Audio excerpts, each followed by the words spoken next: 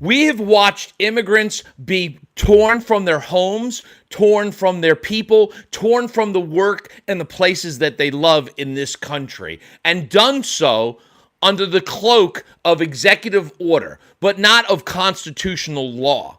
And this isn't the first time that we have experienced in the United States a immigrant genocide or a cultural genocide. Because in case you forgot, this country was founded on the eviction of the Native American. That's right, because genocide and trying to wipe out an indigenous people or culture from its land isn't a new thing for the United States. The United States has kind of perfected it over the years, not so much the genocide itself, but the whitewash, the hiding, the attempt to actually overshadow and retell the story as being something than what it was. But if you speak to any Native Americans in this country in any way, shape, or form, they will be happy to explain to you just what they went through. Because although we're watching immigrants being locked in cages and torn away from their people, there was time when the genocide of the Native Americans happened, you had people actually being unalived on mass scale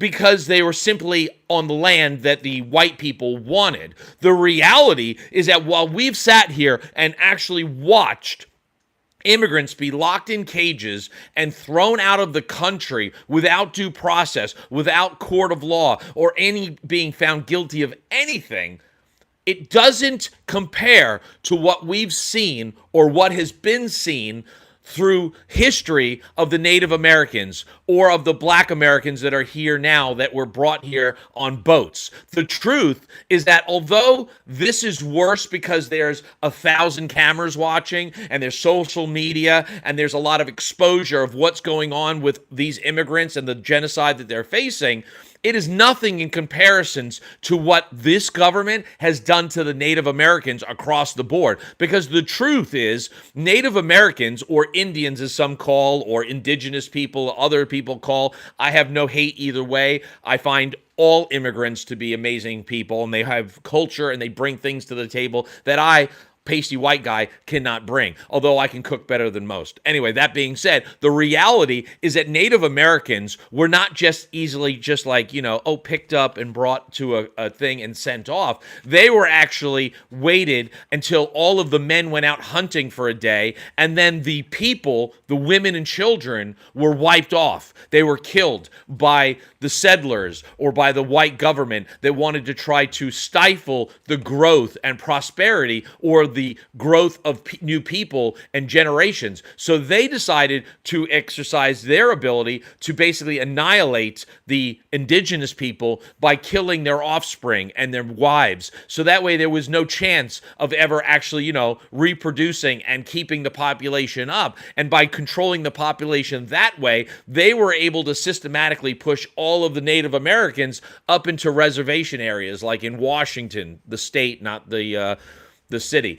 And the reality is that this isn't something new. The United States isn't just now all of a sudden committing genocide against immigrants or a genocide against a cultural group of people. They've been doing it for decades. The only difference is they did it under the cloak of darkness. They did it in such a way that the mass of people didn't see what was going on. But now with social media, we're watching individuals be captured, detained, and deported out of the country without due process, without civil liberties, without any of the things that were actually put into our Constitution to protect the people. And now we're actually watching even our birthright citizenship come under fire because apparently not only just capturing people when they're at the hospital giving birth to their child and having a momentous occasion, we now have to make sure that that child doesn't have citizenship so that way there's no excuse to keep any of them here and just get rid of them.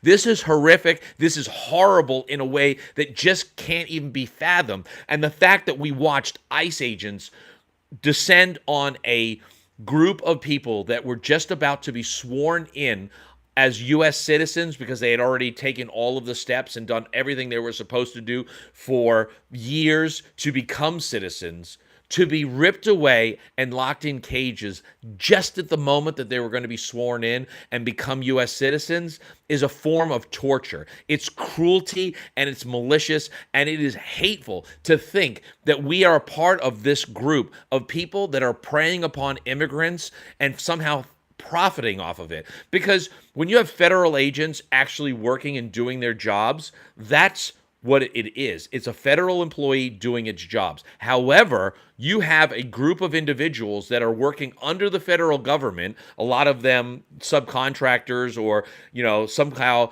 hot food chain connected to the government, but not quite government employees, capturing people, putting them into unmarked vehicles and taking them off to undisclosed areas. That's human trafficking. That is kidnapping.